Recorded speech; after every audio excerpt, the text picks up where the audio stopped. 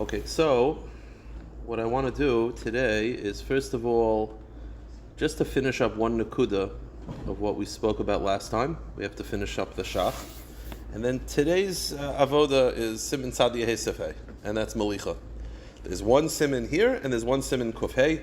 It has to do with the status of salting. How much does it penetrate? All the halachas involved in salting. I'm not going to lie, today's halachas are a little more just boom, boom, boom, a little more tedious, and they're not as practical. But you got to know, just to get familiar with the laws of Malicha, to get a little more familiar. Okay, so before we get to Malicha, let's just finish up Sif Dalet. The Mechaber had me say it outside, and then we'll pick it up from inside. The Mechaber in Sif Dalet, in Siman Tzadi Aleph, began by describing that when you have a mixture of two foods, one is hot and one is cold, the rule is tatog over. The bottom one wins. If the bottom one is hot, it's going to have a transfer of flavor entirely, and you need shishim. If the bottom one is cold, all you need is kedei klipa, which means if the bottom one is cold, so there's a cold piece of cheese and a hot piece of meat falls on top, so the cold cheese cools off the meat, and the penetration between the two is only kedei klipa. Kedei klipa is a peel. It's a tiny amount. You just peel the top layer. I don't even know a specific amount. It's a very, very minute amount. So if the bottom one is cold, you only need kedei klipa. Fine. Then the Mechaber said, let's say I can't do kedei klipa. So I'll give you an example. You have hot meat that falls into milk. So the meat you peel, the milk, you can't peel milk, so it's mutter. The Ramah then took it even a step further, even by the meat, which is possible. If you didn't, it's fine. So let's see it inside. The Mechaber says in Shulchan Aruch Sif Dalet, Basar b'chalav roischin shenesarvu yachad. If hot meat and hot milk or hot cheese get mixed together, they're both hot, then vafilu so then of course you need shishim because they're both hot. Vafilu basar tzayin in l'tei chalav reseach. Or even cold meat that falls onto hot milk, so the bottom one is hot. Or vice versa. Cold milk that falls onto hot meat, but the bottom one is hot, hakol aser, you need shishim. The bottom one wins, mishum de tatog over, because the bottom one is the more dominant one. But hot milk that falls onto cold meat, or hot meat that falls into cold milk, so the bottom one is cold. So now you need klipa from both. Now, the meat, you could kedei klipa, you could peel meat, you can't peel milk. So skip the Ramah for a second. So it says the Mechaber, peel the meat, and you're fine. Skip the Ramah, and the milk is fine. The Ramah then clarifies, and even in a situation where the meat needs klipa, im loy kilfuhu, if you did not, bishlu kach mutter b'diavad. So, if let's say you had a piece of meat, the meat falls onto hot meat, falls onto cold milk, so you have to peel. So you come to the rabbi and he says you got to peel off the meat, and you're like, ooh, I did not do that, and I just cooked it. Mutter. You don't need 60 times the peel. It's mutter, just mutter. So we said last time that it seems from this Ramah and from the Mechaber that this whole klipa thing, it's lechachila, but it's fine. I mean, this whole klipa, don't be so worried about it. The whole thing is mutter. The issue that we mentioned, and I sort of said it outside, but I want to see it inside now, the issue that we mentioned is that there are many places in halacha where when the halacha is you need kedei klipa. As we'll see today, salting, you need kedei klipa. Klipa is the amount. Again, there's shishim where it penetrates, you need 60 times the amount, and then there's klipa, you just need to peel. Many times in halacha, where the halacha is you need klipa, you have to remove the peel. If you didn't, it's an issue. It's not just mutter. They'll tell you have to calculate. Is the food 60 times the klipa? Let's say the klipa is 1 ounce. So then it will be 60 ounces. Meaning, in this halacha, it's just mutter. There are many areas of halacha where it's not like that. And that's the question. So we said last time, I mentioned the shach very quickly, but I want to see it inside. And I mentioned that Rav Kiva Eiger, which most poskim can follow Rav Kiva Eiger quotes from the Magen Avram, that he says not all klipas are equal.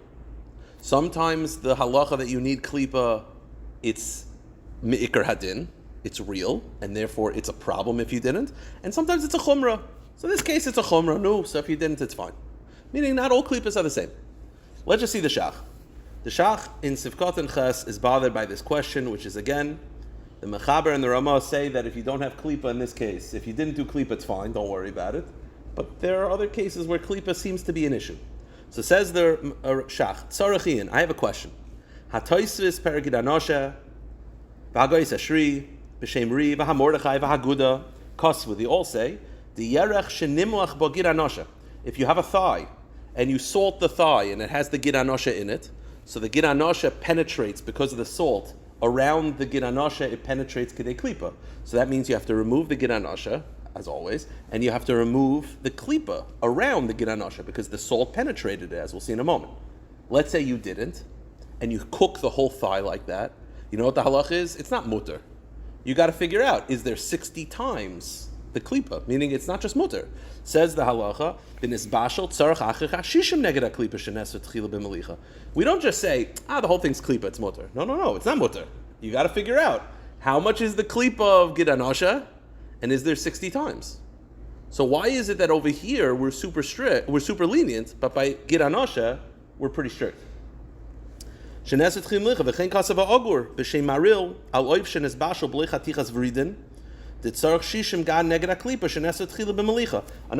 when they shech the chicken, you're supposed to cut the viridin, the carotid artery, and you're supposed to salt it to get rid of the blood. If you didn't, you have to peel that area around. And if you cook without doing that, you need shishim. Again, whatever the case is, you need 60 times. So how come over here I have a hot meatball that falls into milk, so you say you got to peel the meat. But I didn't. It's fine. Why is fine? Why? There should be a problem. That's the shach's question. And he says, if you go to the underlined part, he says, Venira, Deloy kasha. This is my answer. Harav de b'makom shetzarach klipa u'b'shlua b'loy klipa. When the Ramachaber and the Ramah say that if you did not do klipa, it's mutter b'diavad. Eladum yudahacha dechalav. It has to be similar to the milk, which is mutter metayim de katzva atoises. Deloy shayich be klipa. Why is it that the milk is for sure fine? Because you can't do klipa on milk. It's not possible. So too, the case of meat which is mutter is also similar. What do I mean? So says the shach, dainu shudavar hanivlo v'haklipa nisarva. Okay, this is a bit strange, but I'll tell you his answer. You have a meatball that falls into hot milk. So you're supposed to do klipa, and you didn't. What's the halacha? You took the meatball and you threw it into the whole pot and everything. What's the halacha? It depends. Do you know where the meatball is? That's the answer. If you see the meatball, then you're going to need shishim corresponding to the klipa. If you don't know where the meatball is, and it's not possible to do klipa even if you wanted to, then it's mutter. Meaning the meatball is now underneath? Correct, meaning I dropped the meatball, hot meatball into cold milk, so you're supposed to do klipa of the meatball. I'm supposed to peel it off. I didn't. I cooked it. So the Mechaber Ramah just say mutter. Says the shach, no. It depends. Do you know where the meatball is? If you see that meatball, then you need shishim. If you don't know where the meatball is, then it's mutter. Which is, by the way, a strange thing, because it's like, why should that matter? That's the shach shita. So the shach says, if the meatball is now not discernible, I don't know where it is, it's gone, that's mutter b'diavad. So now, and by the way, he ends off this very long shach. He says, the truth is, belav hachi, trumas hadeshen umarshal, pasku dafilu b'chol v'tzarech samach neged haklipa. He says, you should just know, this whole thing that the Ramah and the Mechaber are super lenient in this case, not everyone agrees to that. The marshal is strict. There are those that are strict. But that's the shita of the shach. The shita of the shach is kedei klipa b'diavad, meaning, if I did not do klipa, is it mutter b'diavad? The answer is, it depends. If you look, I wrote the Biurei Hashach, which is from the Oiz V'Hadar. The Biurei Hashach in Sivkot and Memvav, they clarify and they say, V'nimtza. The conclusion is, Ladas Hashach, the Mashakasav HaRamah, when the Ramah says, Im loy kilfuhu ubishu loy kach mutter b'diavad, that when the Ramah says, if you did not do the klipa, it's mutter, Pirushoy, shebishluhu yachanim chatichas acheres, the cases where you took the meatball, you cooked it with other meatballs, Ba'ivin shenisarav imahim ve'ena nikar, and I no longer would know where the meatball is. Or by the way, or it dissolved, whatever. It's not there anymore. I don't know where it is. So I can't do klipa now anyway, even if I wanted to. Even though it's too late, even if I wanted to, I couldn't. Then it's fine. But if I could see the meatball, if I could find the meatball,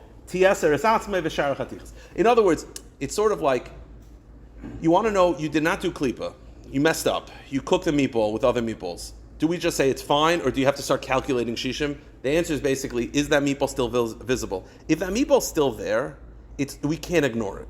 It seems like that's like the lumdus of the shach. It's sort of like, we want to just let it go.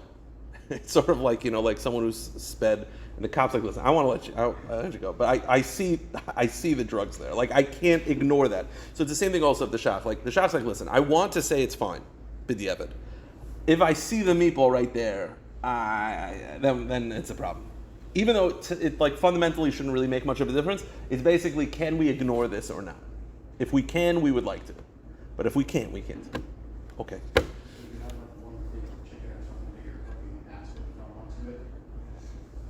Then it would for sure. You'd have to do klipa for sure. You have to peel it for sure. Okay, that's the end of this discussion, and we're going to start a new discussion. Like I said, this is like, I'm sorry? The deli, I think will be fine. I thought about it. His question was that if, let's say, like those package of delis, and they fall on, so the only thing that's the klipa is like one piece. So, I mean, it would be based on this discussion. According to the Shach and Ramah, it seems to be fine.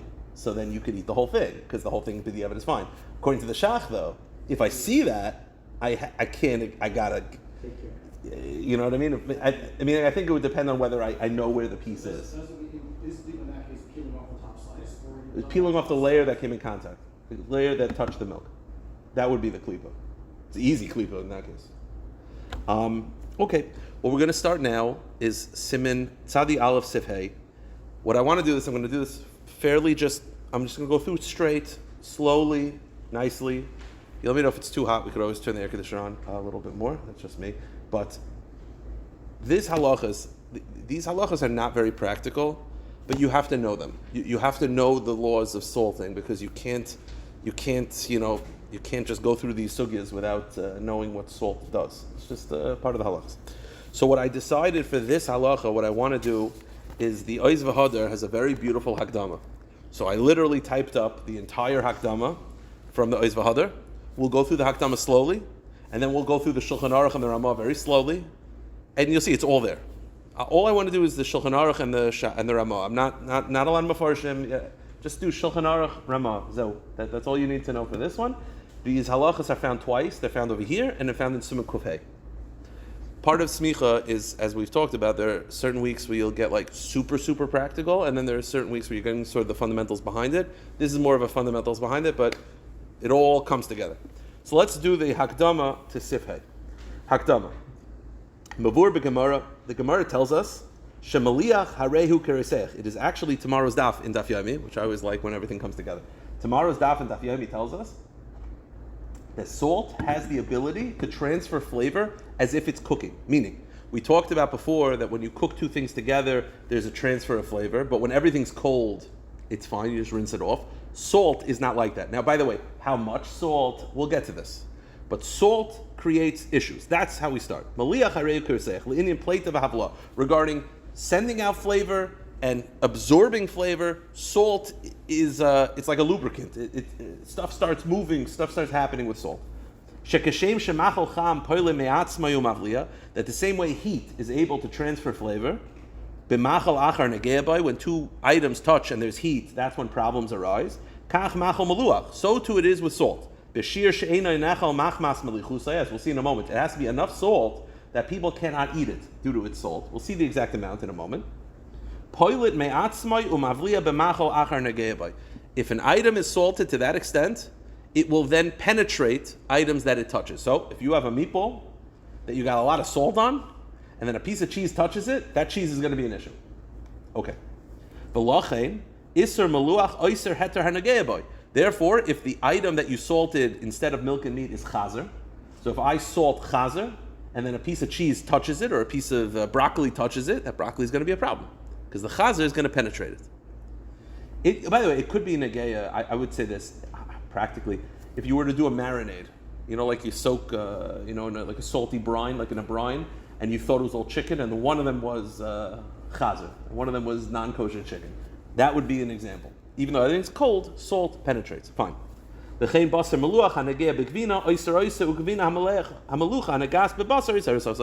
milk and meat, if they're both salted, it's going to be an issue. Now, how far does salt penetrate? Meaning, I salt milk and meat together. Do I need shishim? So the halacha is, la halacha naktinan, we conclude she'enan mavliya ela b'chdei klipa bilvad. It only penetrates a klipa. Salt only penetrates a klipa. Ela imkein echad mehen shamen, unless one of them is fatty. So if you have two foods, not fatty, just some regular foods, and they're salted and they touch each other, klipa is going to be the issue. That's why klipa comes in. Unless one of them is fatty, in which case you need shishin. Wrench in the system, the Ramah says, the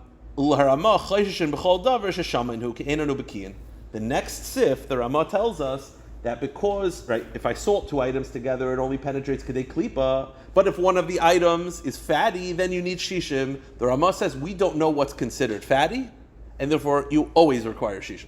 So Ashkenazim will tell you always need shishim when there's salt, unless it's mamish like super dry. But like the average food, we're concerned it's fatty, and therefore you need shishim. Okay. Beis. Ofen pu'ulas machal maluach hanovea mikol charifoso hamelach. However, salt is different than heat.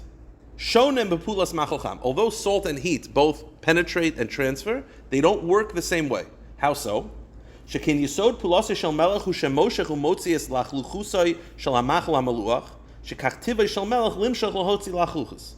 Lachluchusu novas b'machal achar negebo. Salt works that it pulls out the moisture and sends the moisture to the other food. Therefore, machal maluach mavliya. Okay, this is the only part that, like, guys, it's a little tricky, and that is the item that's salted attacks; it does not receive. So, if meat is salted and the cheese is not, the cheese will be attacked. The cheese will take, but the cheese does not attack back. So the item that is salted is the aggressor. The item that is not salted receives. When it comes to heat, it's not like that. When it comes to heat, as long as one of them's hot, it's flying, stuff's flying, either shishim, whatever. But when it comes to salt, it's not like that. The item that is salted is mavliya, it attacks. The item that is unsalted receives. Okay. Salted, attacks, I don't know, whatever. That's the rule. Okay. Fine. And therefore, if both of them are salted, then they're both attacking. So then they're both going to penetrate.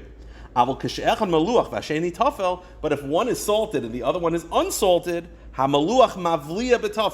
then the salted one attacks the unsalted one. So the unsalted one receives, it gets affected, but the salted one is fine. Okay.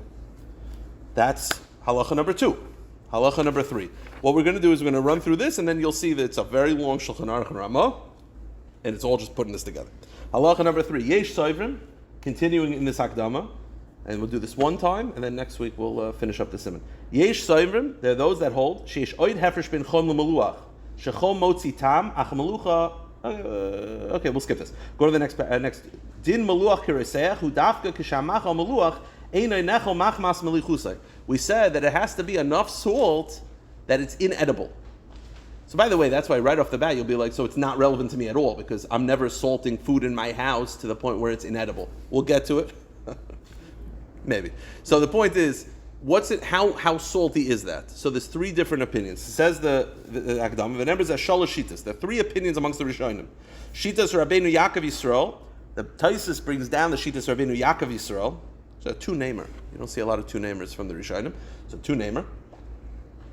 Rabbi Yaakov Yisrael says, "Shetzarach malicha meruba ma'od."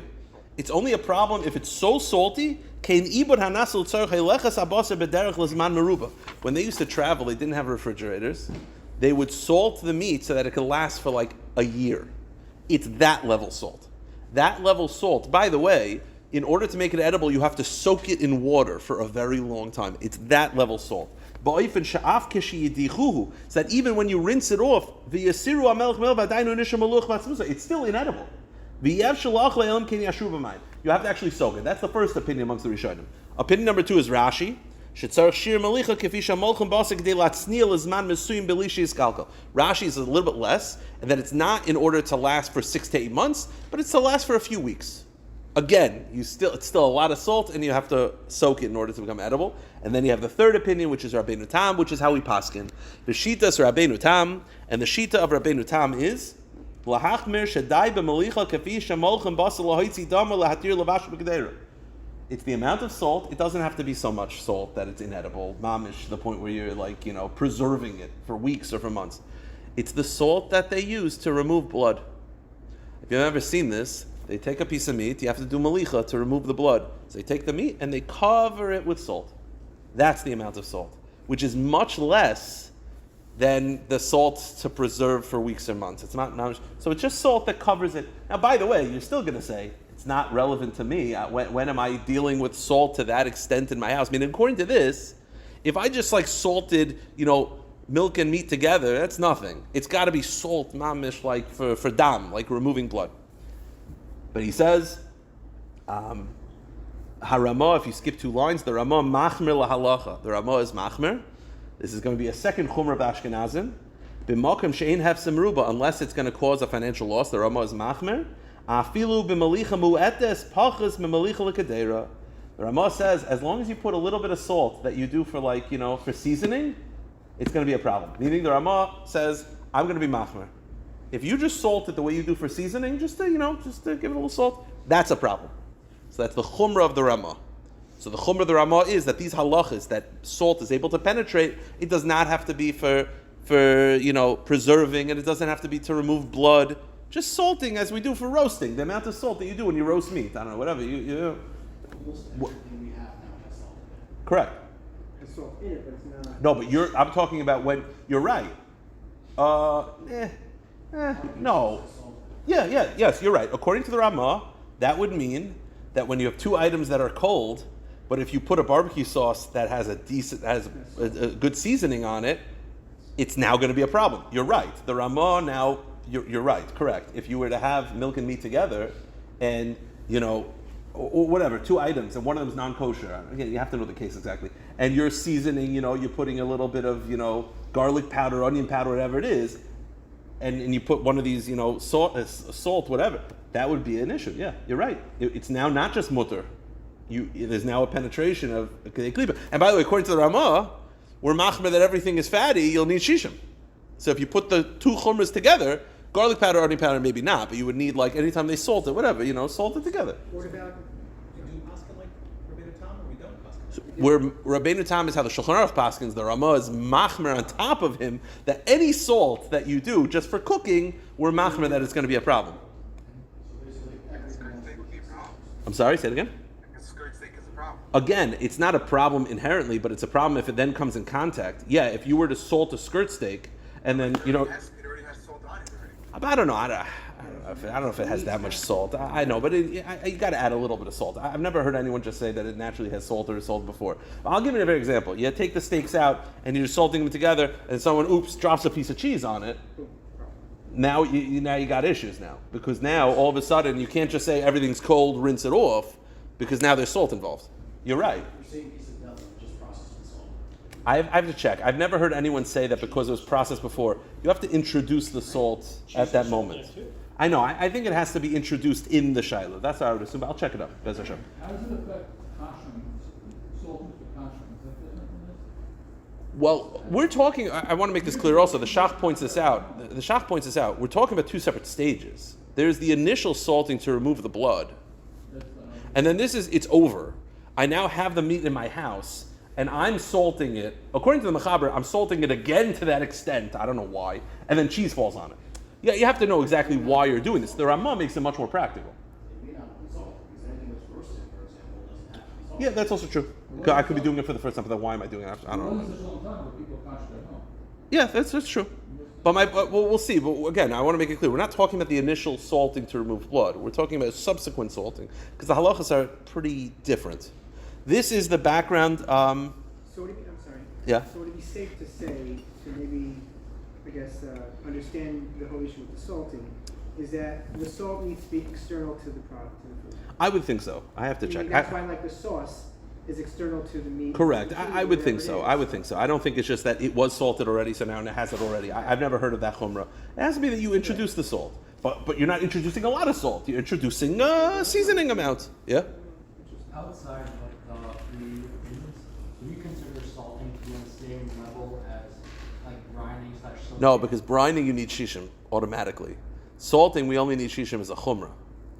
So salting is always less than brining and cooking. We're machmer because we don't know what's fatty, but you really only need a klipa. Brining, you need shishim. Cooking, you need shishim. I'm saying, it is more lenient. Tomorrow's daf, you'll see it is definitely more lenient conceptually. One last halacha. Let's start the mechaber. Run through the mechaber about 5-10 minutes. Mechaber and Ramah. It's a long mechaber and Ramah. We'll just read it together, and then that's basically it. We'll do this sif hey and sif vav. We'll just run through it straight.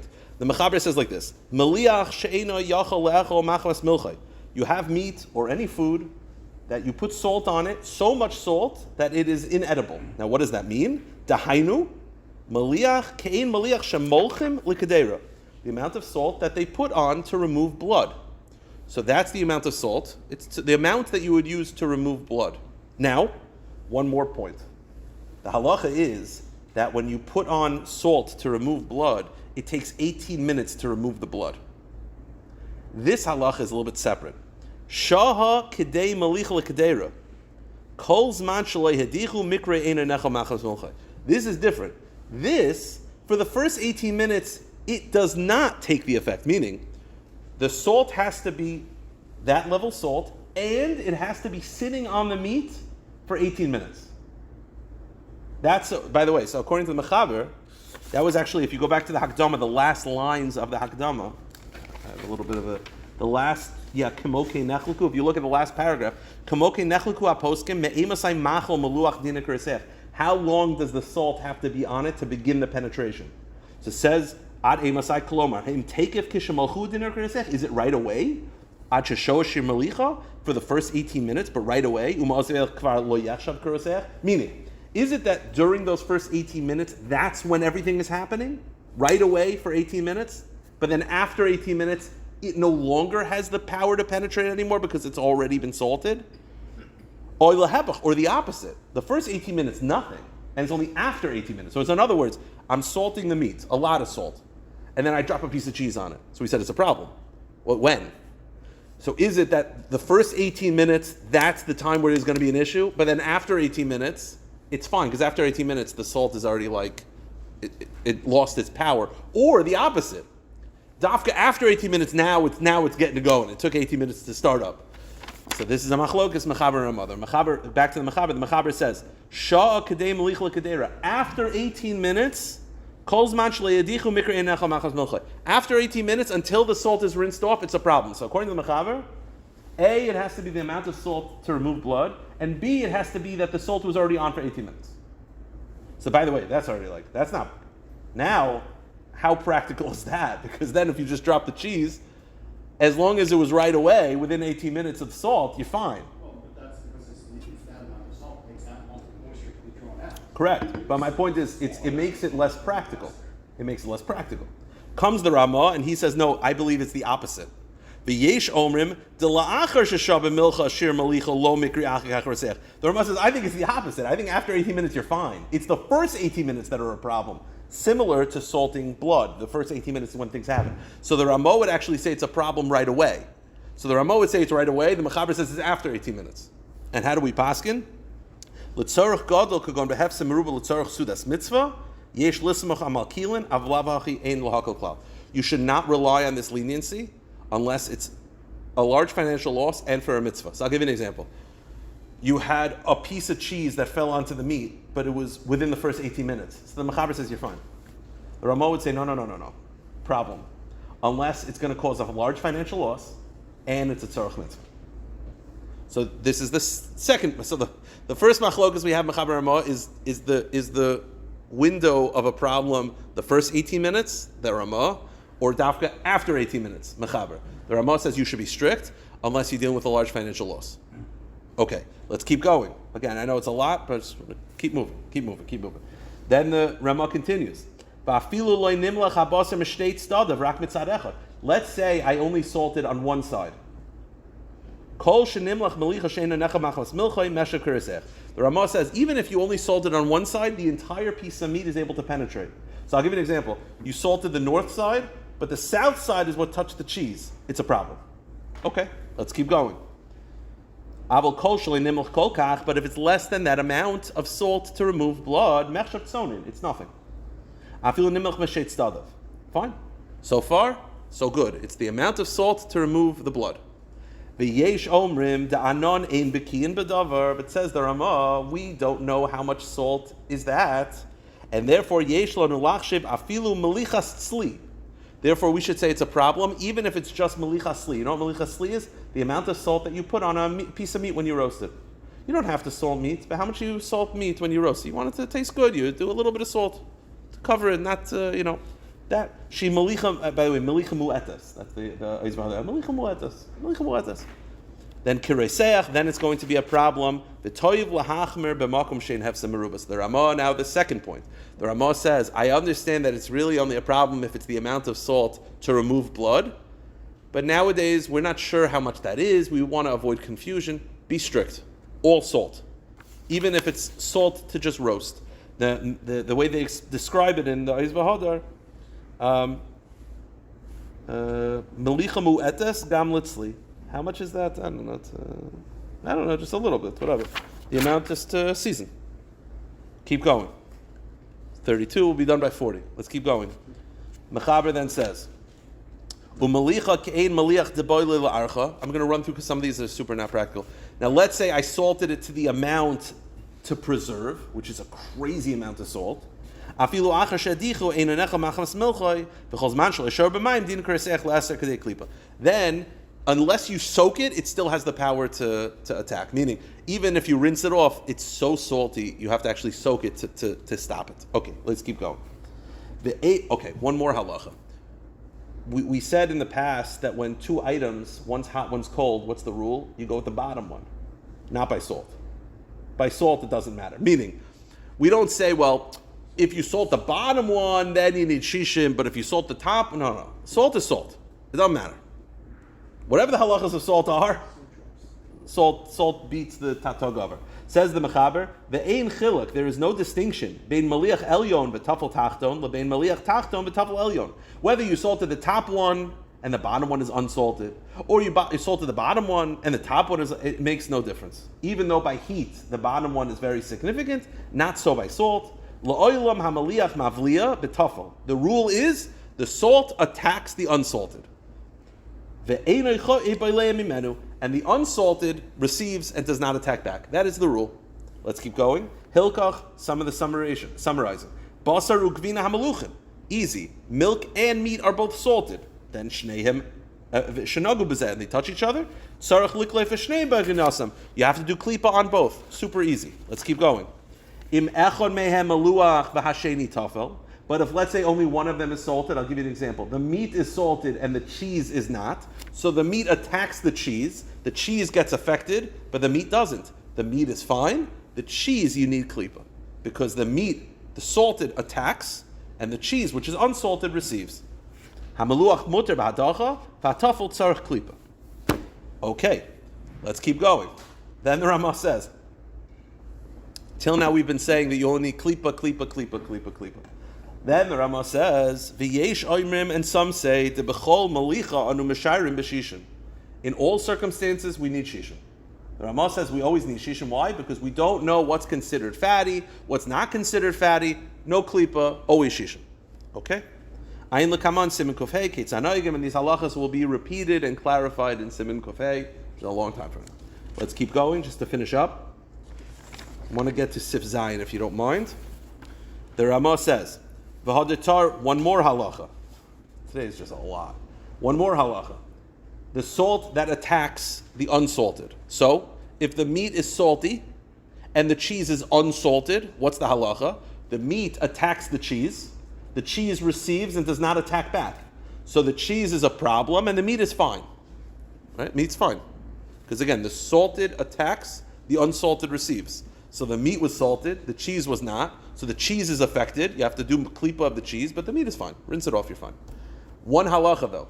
If let's say instead of meat that was salted that touched cheese, it was meat that was salted that touched milk. Because milk is a liquid, it actually then penetrates back. That's the one exception to the unsalted, taking, unsalted just receiving, is if the unsalted is a liquid, then the liquid will find its crevices and then it'll cause problems. Then the Ramah says, Hadatar maluach v'tamei tafel shari, hayru kishatame yavesh, avmudavar tzolul, but if the unsalted is a liquid, nesar hatar me'achar she'eno nechel machas milchay, balea isa she'etzloi, u'shnei masurim, then the milk actually causes problems and they're both affected k'dei klipa. V'dafka she'tar lachtzas, assuming that the meat is at all moist. If the meat is mamish dry, then even if it's milk, it's fine. Okay, just to finish up these halachas. Again, these, like I said, these halachas you go through, they're not super practical. I'm going to try to find some practical application next week, but I just want to run through it. V'mehem yeveshim. Now, let's say you salted 2 items, milk and cheese, but they're super dry. They're dehydrated. So it's beef jerky and super dry cheese. Then it's fine, just rinse it off. If they're mamish dry to that extent, then even salt can't do anything. One more halacha, and that is like this: brine that comes off of meat. You know when you salt meat, there's like a red brine that comes off. That brine is very concentrated salt because all the salt is coming out into that little bit of brine. So that little bit of brine, even if you didn't put that much salt on the meat, but all that salt will concentrate into that brine is super salty. So the brine that comes off of meat after it's salted is very, very strong, and it has the ability to cause problems. Meaning, even if, let's say you say, I don't think I did that much salt, the brine that comes off is basically all the salt super concentrated, so the brine has the ability to penetrate. Let's just finish up this. Ramah, kol tzir, all brine, mebasar shenimlach, that comes off of meat after it was salted, afilei nimlach rak litzli, even if you didn't use that much salt, but that salt will find the brine, chashiv ruseach, the brine has the ability to penetrate, and therefore some halachas, im nafel tzir al agvina, if that brine falls on cheese, oy al kli, oyser, or it falls onto a kli, it's going to cause problems. Let's say a milchik pot, it's going to penetrate the milchik pot. Afilu makom she'ein habasar oser, doloneshav roseach, even if again, you did not use that much salt, but the brine is very salty, the brine is considered inedible due to its salt, and if again, meat, brine, falls onto a kli, you'd have to kasher the kli because it penetrated it. And by the way, if it's kli cheres, I'll give you an example. The brine that comes off of a non-kosher chazer. Chazer, you're pulling, you salted chazer and you're picking it up, and the brine falls onto a dish. That dish is going to be treif. So if it's the type of dish that you can kasher. If it's cheres, which you cannot kasher, yishaver, you have to break. Kli eitz, and let's say it fell onto a wooden kli, so peel it off. You take wood can be peeled, so klipa. So you literally just peel off the wood. And let's just do sifvav, and we'll end with this. The Mechaber says in Vav, again, it only asks kedei klipa, but says the Mechaber, heicha amrina da'ina oser ela kedei klipa, where is this halacha that it only penetrates kedei klipa by salt? Dafka kishein echa mehem echaticha shmeina. It's when one of them is not fatty. Avol she'im haisa shmeina. So let's say I salt a piece of meat and cheese, but it's super fatty meat. It's mamish fatty meat. Then you need shishim. Kula asura v'chichaverta oseres kula mnei shashum mefafeya, because the fat is able to penetrate. Then the Ramah says, Ayin l'kaman, Siman Kufhei, and this is the Ramah that we had before, that nowadays we're not certain, we don't know what's considered fatty and not, and therefore you always require shishim. I will stop here, and we'll, next week, I'm not going to focus on this that much, even on the beginnas. I'll try to find practical applications of this, because that's the ikr, and then we'll finish up. All right, shkach, guys. Oh, my goodness.